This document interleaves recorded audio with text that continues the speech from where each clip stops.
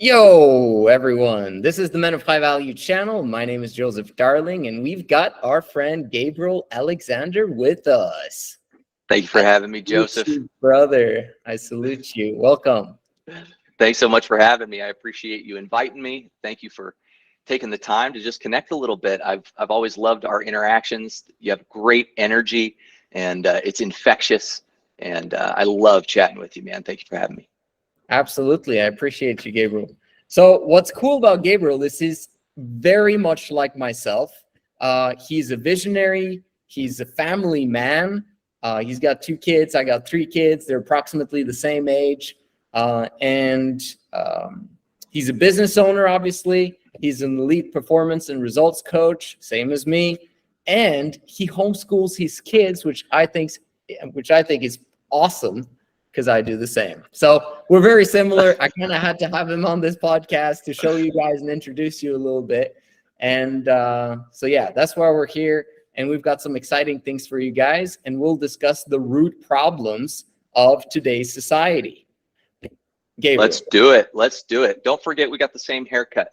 We got the same haircut. It's the haircut of power. Every time I see somebody with the haircut, I know super based, super family man. Let's rock, man. 100%. I had to get that haircut. There you go. So cool. So tell us, Gabriel, in your opinion, and just like my opinion, what's the root problem on planet Earth today? If you want to break it down to a human answer, it's men have failed to sit on the throne of their lives the way they were made to do so. Deeper than that, I believe that we are in a war of good and evil, and more than even that, we have abandoned God and the core of truth. So if you want to get down to the actual core of everything, I sincerely believe that we have lost our commitment to God and the ultimate truth. And outside of that, as the leaders of society, as the leaders of families, men are responsible for how things end up. And so if we see the world the way it is today, we've got no other conclusion we can come to except men have failed to fulfill their role in the world. There you go. Absolutely love it. It's I've always been saying that, both on this channel, everywhere that I'm coming across people, that men are the problem and the solution. And you know, in the feministic worlds where women have a lot of influence, in my opinion, they actually don't have that much influence. It's just that we're giving the influence all the way and kind of following as if we're not even there. Kind of like passive, I don't participation in society. It's not okay what men have let go of the leadership. That I got a word for you. What we've tolerated. And I think that's the big thing. My dad was a minister for 35 years. And I remember one of the things he continued to say from the pulpit all the time is he said, men deserve what they tolerate and they will get more of it. And he used to point back to, I mean, just, you know, parts of history, stories from history where, you know, tyrants were appeased by just giving them a little bit more and a little bit more and a little bit more. And they never stop taking what you're willing to give away. So I completely agree. We 100% have the power to not only shape the world, but write history. And if we're not doing that, it's because we have actually stepped off the throne of our lives. One of my favorite words to use when talking about men and how we have gotten to where we're at, I love the word abdication. You know, you're familiar with abdication. So abdication, there's delegation and there's abdication. Delegation is, and I love to explain this to my guys when I'm helping them, whether it's scale or whatnot. Delegation is where you are in control, you have created the rules, and you are overseeing in a responsible way what you are handing responsibility and authority off to someone to handle and lead. Whatever you're not leading, whatever you are not ruling over, someone else is going to have that responsibility. But abdication is when you just completely step off the throne. You're not in control. You're not paying attention. You're not being an effective leader. You're not overseeing anything. And you just kind of dumped responsibility on someone. And so when we abdicate the throne, it's like the visual of just the king stepping off the throne. And according to history, whether it be the Bible or anything else, empty thrones don't sit empty for very long. I screwed that line up, but yeah, empty thrones, they don't sit empty for long. Someone will sit on it. And so whatever you are not owning, someone else owns, and what someone else owns, someone else controls. Absolutely. So it comes down to men, good men, actually becoming leaders and gaining power. Like some guy was talking to me today about, he was collectively putting the words greedy and what was it again? Like it was greedy and self-serving, and then he put also hungry for power and control into that mix. And so in the comment, I put, okay, the two first one, yeah, definitely bad for society at large, but hungry for power and control actually isn't that bad. Actually, it's good if the people are good, if they're actually doing great things that actually serve the people. And it's not about obviously taking control over other people's lives. It's about self-control and being an example for other people. 100% agree. You know, I think hunger for control, while it isn't necessarily the best way to say it, I think I get what you're saying in terms of, and what I think that what I would, maybe a better word that might paint a little better picture is influence and impact. But again, if you look throughout history, what have been the most successful societies of all time? It's not necessarily democracy. We're seeing that now. We're being ruled by the average idiot. You know, on the other hand, you can have evil and you can have good leaders. I think what I look at is I go, when we, you know, let's scream about equality and voting and democracy all day, but the reality is now evil's beginning to show its head, because rule by the masses is ruled by the common evil. Yeah. When evil was willing to stay behind closed doors and stay in the closet, it's because they feared the repercussions of what would come out. And so I rule my home, I rule my life. It's not with an iron fist. I rule out of love because I want people to be free. But I completely agree with you. It depends entirely upon the leader. It depends entirely upon what their values are. I mean, I know that you're ruling your life, but I can also assume that your wife doesn't feel like she can't speak up when it's time to speak up. You're a good man that is committed to good principles and good values that is helping you to lead and impact your family in a massive way. But you're not trying to control their behavior. You're trying to lead them into behavior that would emulate you. That's what a good leader does. Absolutely. And it's more, when I say control, it's more like control of the situation, right? Yes. Your borders. The borders, the boundaries. Absolutely. The boundaries. It's very important. Yeah, I mean, we just saw in 2020, 2021, some really extreme situation that where men did not really stand up for truth. They didn't really stand up for what was right and for the freedoms that we've enjoyed for so long. And that makes for a very dangerous world where people can come, like, sneak in and kind of take that power that we've abdicated and neglected from our lives, right? So yes, if men are the root problem and the solution, and we can actually step up at any time, what is the first thing that young men need to do to move towards power of their own lives and power in society at large if they're good? It's a good question. I'm someone who believes that everything, excuse me, sorry about that. I'm someone who believes that everything starts with your vision and your beliefs. Your actions tell me exactly what you believe as an individual. You have to get very, very clear on what you value and on what you believe, not only about the world, but about the future that you want to see. I love the scripture in Proverbs that says, without vision, the people perish. It means without a brighter vision for the future, you die on the inside. There's a death that you're operating in. You're not even living. You're just existing, dying slowly. And so I believe that everything must come from the core of what you believe to be the truth and your vision for the future. Without it, you're completely lost. Does that answer the question for you effectively, at least?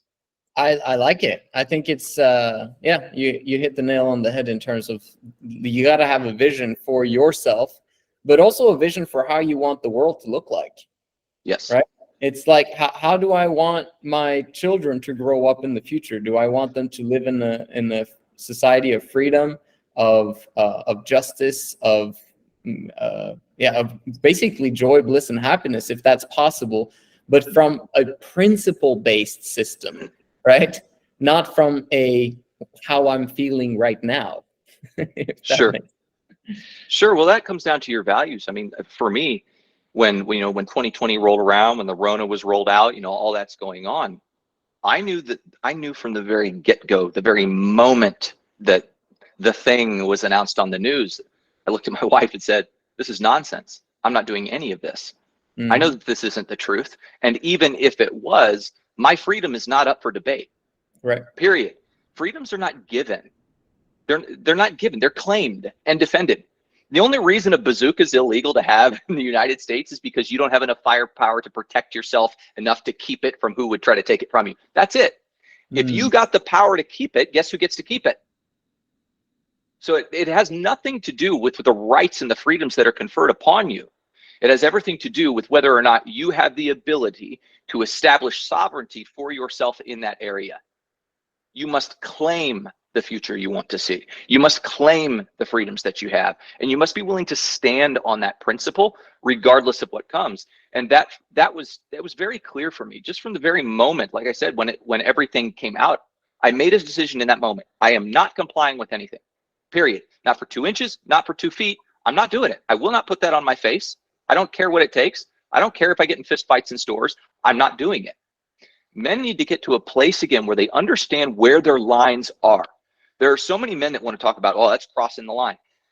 The vast majority of men that I talk to, if I ask them where their line is, they don't even know. Where is your line? Where is the line in the sand that you will not let anybody push past? And not just medical freedom, not just personal freedom, but in any area of life. Where are your borders? Are you going to be an effective ruler if you don't even know where the lot lines are? You got to be effective with your life. And we haven't just abdicated leadership. As men and humans in general, in today's day and age, quite honestly, we've abdicated responsibility for just about everything. Okay. We've abdicated responsibility for the educating of our children and raising of them and their values and what they think to public schools raised by people with purple hair and liberal agenda, communists essentially. We've abdicated that responsibility because it's hard to do. It's hard to educate our children. We want to offload that babysitting to someone else because raising other people is challenging. We've abdicated their relationship with us to the iPad, what the kids are watching on a nightly basis. We've abdicated their values to Hollywood. We've abdicated our understanding of health to people in white lab coats and name tags because a university says that they're smart enough to tell you what to put in your body without you questioning anything. Heck, we've even abdicated understanding what's in our food. Nobody even reads the label anymore. And so our understanding of health, of money, which is a huge one. I know that you're huge on helping guys get financially free. How many of the guys have just completely abdicated responsibility for their own financial future, but not even knowing how money works? 100%. I'm sure you see it all the time. Absolutely. And and again, going back to that first thing we talked about, when you abdicate anything, when you step off the throne, someone else rules it. Someone else will control you, your kids, the situation, whatever it is. But you've got to be not only informed, but you have to be someone who says, no, this is my life.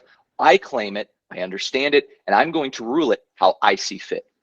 We've also gotten this thing where it's so, like you talked about, we're passive. We just act like the government or some higher authority makes all the rules that we just have to go and follow. Meanwhile, it's just people making those rules. So why can't it be you? Absolutely. That's what I'm talking about. Who are the politicians? Yeah, I mean, yes, exactly. And you're probably way better than they are. Like literally, my channel and the people that are following you, we're all guys that are just like, I want my freedom. I want to be rich. I don't want people to tell me what to do. I want to have my own business, and I want to have a family and make the world a better place. And why should someone prevent me from actually achieving those things by taxing me and by doing all sorts of interesting things that the government does? I just wanted to kind of obviously we look at the government as replacing fathers very often. And I'm wondering, if you get a vision for yourself, like let's say the viewers see this podcast and they're okay, I have a vision, I know exactly what I want, which is great. That's step number one. What's the next step that to take? Man, again, I think you start with vision. And the vision, when I say vision, I say it's a very clear picture of the future. What does the world look like that I want to build? What is the thing the world needs most that I need to give to it? And who is the man that I want to be? That's really a big part of what helped me start to take control of my own life, was just sitting back. I actually hired a coach in my life. Probably, I want to say it was very early 2020. I spent more money than I ever spent in my life to hire a coach to get in my life and help me, because I just didn't know what to do. I was in that very place. I know I'm called to more. I don't know how to take control of my life. I'm tired of being told what to do. And I found a father to help me. And what we call leadership now today, by the way, we used to call fathering. And you went back to that thing. The government wants to replace the father, right, because the father is the leader. But I think find a vision and find a father to help you clarify that vision if you're having trouble getting it for yourself. But if you don't have a coach that you're working with or a man that you're working with to help you do that, I would start with vision. Not only identifying the ideal situation for the world and for yourself and the future world for your children, but begin identifying what the man looks like, who you want to be, that you want other people to see when they see you. It's not just about what other people see. Like, we can't build our lives according to everybody's opinion, but we have to also be real and recognize that we are leading people and we are putting something out and we are painting a picture for people about who we are. Yeah. And when I closed my eyes and went, who's the man I really want to be? And here I am sitting here in my paint covered shorts. I was painting houses at the time or something like that.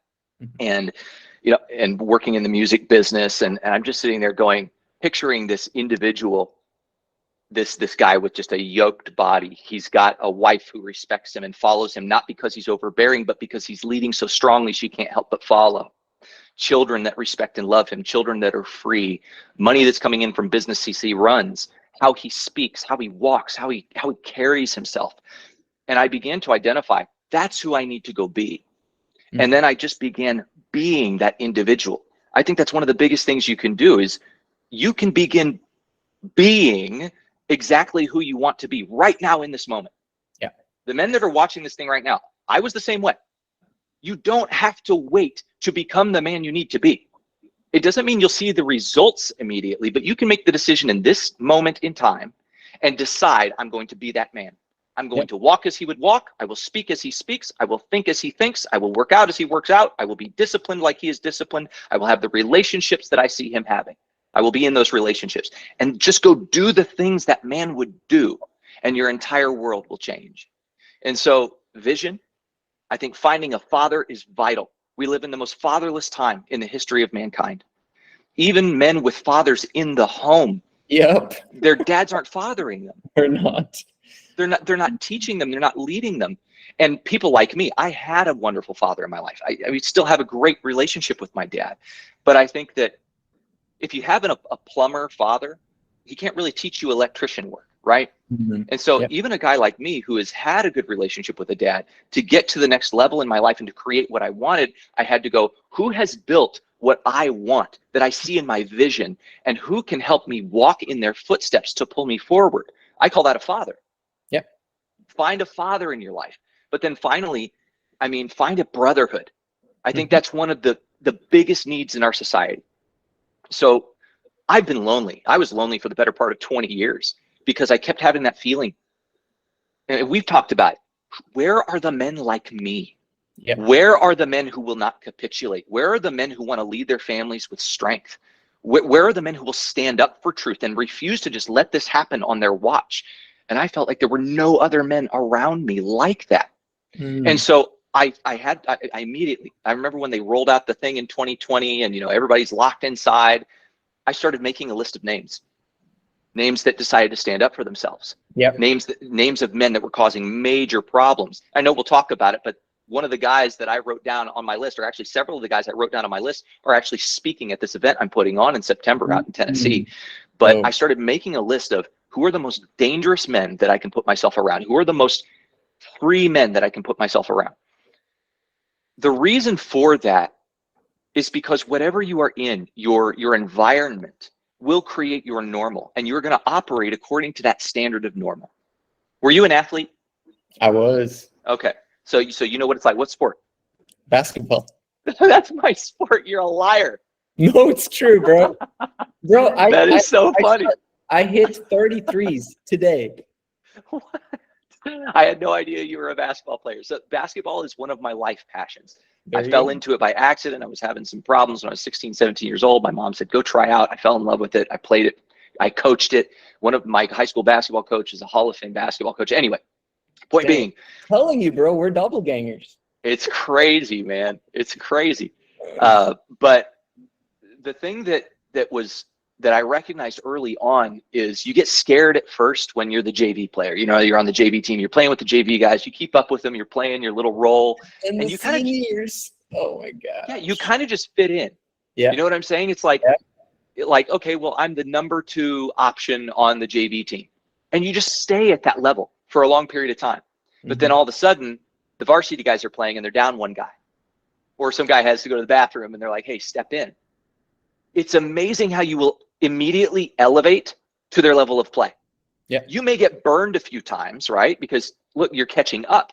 You're learning the pace. You're physically just not able to keep up. But then all of a sudden it clicks and you go, how was I able to go from the number 2 scorer at this level to becoming the number 2 scorer at this level? And it happened on the same day. Why? Because you put yourself in an environment that would force you to grow with other men, that forced you to uphold a standard that was above the standard you had accepted for yourself for so long, because you decided to keep yourself there because of the prison of the mind. Yeah. And it all comes back to fear. We saw men not standing up because of fear. Yeah. That's what it is. It's everything in here that keeps us locked into what we're doing. We don't have a vision. We don't have a father. We don't have a brotherhood. And so we have no one to help us and nothing to help us pull through the fear that we're experiencing here from what we could go through for standing up, the repercussions, the firing. Absolutely. Not Those only things are what that, pull you through. how are you going to defend yourself if you're alone? Like one of the things that I have, that I'm thinking of when it comes to like men of high value in the community that I'm building, and you're doing the same thing. I'm looking at it from the perspective of it. Obviously, I want millions of people to participate in the decentralized movement. I want like hubs or bases all around the world where people are living close enough to each other to kind of be able to defend each other if we have to, but far enough away so we don't enter into each other's lives like massively, like other communities, and own land in those places and defend it, because that's like, why not? Like, that's how we've lived for millennia. Why can't we return back to systems that actually worked? Obviously, there's a reason why it stopped, but I think there's something holistic about it and something beautiful about it that I wanna see again. And so it's some of the things. But like you were saying, we need like-minded peers. We need someone who is where we want to go. Tell us about your event in September. I want to hear about what I can invite my following to, because we're so on the same page. I'm not in America right now. I can't show up at the event, which is in September 15th to 17th in Tennessee. I wish I could be there. But for those of you that are in the US of A, let's hear about the event. What's going to happen there? Who's going to be there, and what will they get from it? Awesome. No, I love it. I think, look, we have to communicate in person. We have to connect in person. That's what this comes down to. It's relationships. It's great that we can do this, but there's this totally different dynamic when you get men together in a place where they can operate, where they can think, where they can network. And really, it goes back to that loneliness thing. So when 2020 rolled out and everything was shut down, my wife and I decided to just sell everything out of our driveway. I was actually standing in a building during one of the marches with a rifle. And I called her up and I said, we're leaving. And she goes, I'm with you. I'm not raising my kids here. So we went home, we sold everything out of our driveway. We bought a truck and a trailer, and we literally traveled the country for a year and a half. And I talked to hundreds of men. And the big thing that I kept hearing, the number one thing is, I feel alone. Where are the other men like me? I need them. And I could find groups of men, but I just couldn't find them with the heart and the, maybe for lack of a better term, the DNA that I really wanted to interact with. I want to interact with men like you. I want to not only just be connected, I want to do life with you. It's not enough to just have accountability. Let's do life together. Let's win together. Let's create something amazing. By the way, when we hang up, I'll tell you about a guy who's actually in the US right now who buys up big portions of land. I'm talking hundreds and thousands of acres. He splits them up into 10-acre parcels, and people like you and I put down a down payment on them. We are provided with our own ranches, with our own animals, stuff like that. So I'll share that with you. Side note. But so because I couldn't find that group of men, I said, then I have to create it. Yeah. And I think so much of what we're talking about comes down to that. If you guys are listening, if you don't see it, you cannot wait. That is what you're supposed to give to the world. If you can't see it, you know it needs to be given to the world. It's a part of your pain, which is where you'll find a lot of your purpose. Yeah. That's what you need to be building. And so I recognized if it doesn't exist, I have to make it. So I decided to start putting on an event, but it's not just one. This is going to be a state-by-state event. We're going to put them on all over the country. I have an incredible team that I've put together. We're doing Texas, I believe, in the spring is the one we're aiming for. I think May 2024 is we're aiming for Texas in the Fort Worth area, right by me. So you can come stay with me, man. Nice. Come on out. But what I decided to do was put on an event that teaches men all about strong masculine male leadership. And one of the things that's always driven me crazy about men's events in the past is it either can feel like a very passive retreat with a lot of breath work and meditation. By the way, those things are great in and of themselves. But if you can't tell already, I have a bit of a warfare warlord mentality, so I'm not too good at chilling out. My wife is like, you just wanted to coach so you could have friends. And I was like, yeah, because all I want to do is fight, shoot guns, learn about money, and eat steak. Thank you. Finally, some masculinity in these events. Yes. I love it. Yeah. And so we started from the inside out and going, how can we affect men on an inner plane, but all from a warfare mentality all the way through the outer workings of their life.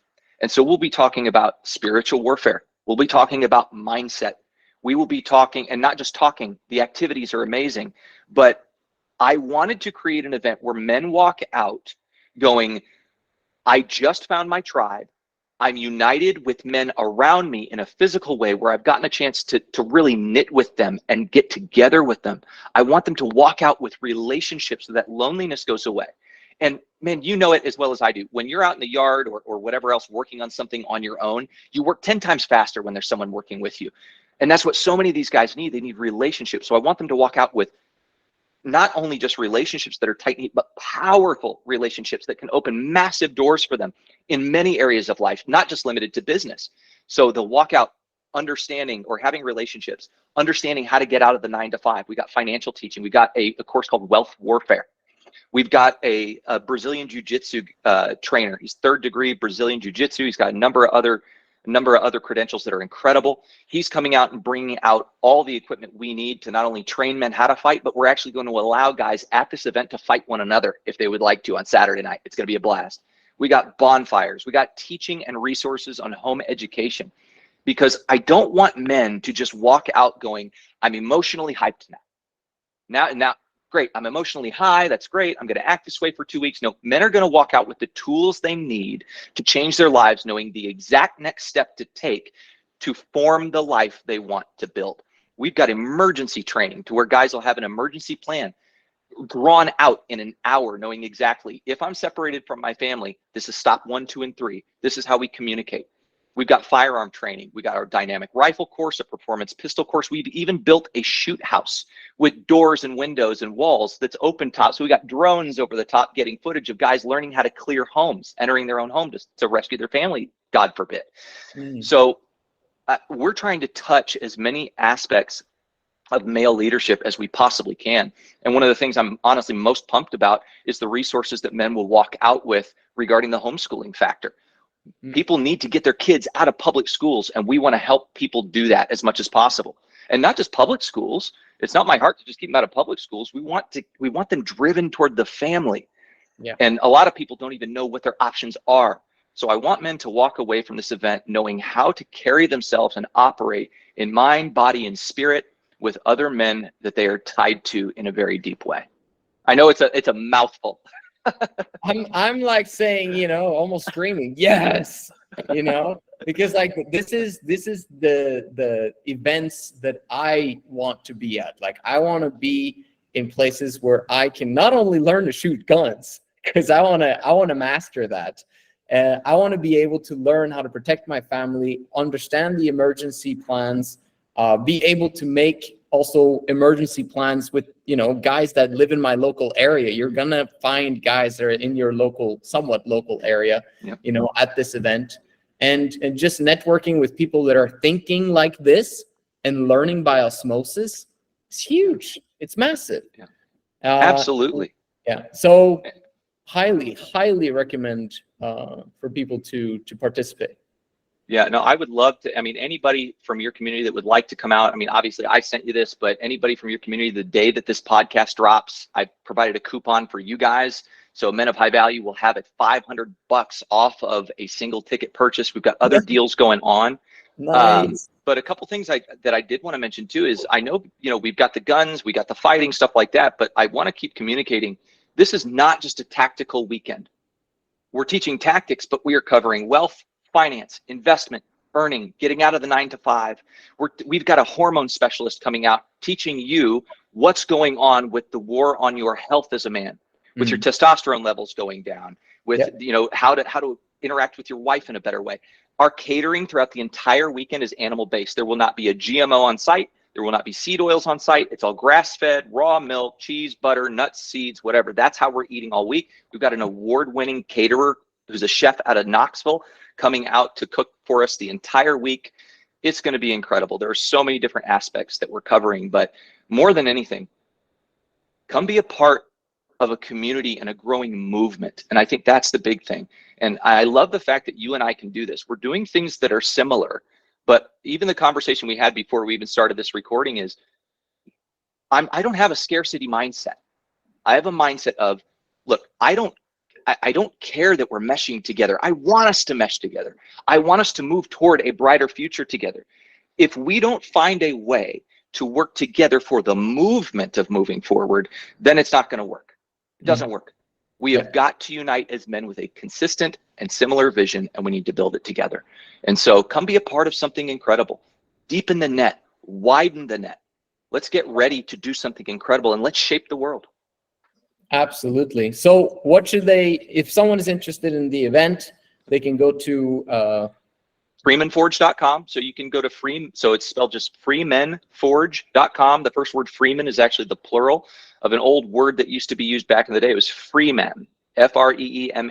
It was a man who had all of the rights and privileges of a citizen. And it was because of what he owned and the life that he had basically earned all the rights to participate at the highest level in a society. So Freemenforge.com. You can find it on Instagram at Freemenforge. You can also find me at Forger of Men on Instagram. That's where I primarily work on my social media, since all my media got wiped in 2020. Of course it did. Yeah. So great. You can also DM me as well if they want discounts for this event, correct? Absolutely. So I gave you a code. You put it out to your followers so they can just go to our website and punch it in if they want. But I would recommend that they click the link in your bio and go through to that. That way I'll know where they came from. I'd love to put some of the Men of High Value guys together. We got bunk houses. We got a bunk house that can house 75 men. We got another one with 44, another one with 22. We got cabins. It's up in the mountains of Gatlinburg. We're literally adjacent to the Great Smoky National Forest, and you can walk into the park. So we got hikes, log carries, ice baths. It's going to be a blast. There you go. You guys heard the man. Come out. Let's go to war. I'm looking forward to participate in these events, and probably next year will be my first, and I can't wait. It's going to be awesome. I can't wait to have you. Thank you so much for joining and participating in my podcast. You know, I love doing these collabs once in a while. Hope my viewers enjoyed it as well. And it's not going to be the last one. Absolutely not. You'll have to be on mine next time. Now I have to throw out the interview questions. You got to find out a lot about me. It's my turn to dig deep. There you go. Awesome, man. Thank you again for being here, Gabriel. Talk to you soon. Thank you for having me. It's a privilege.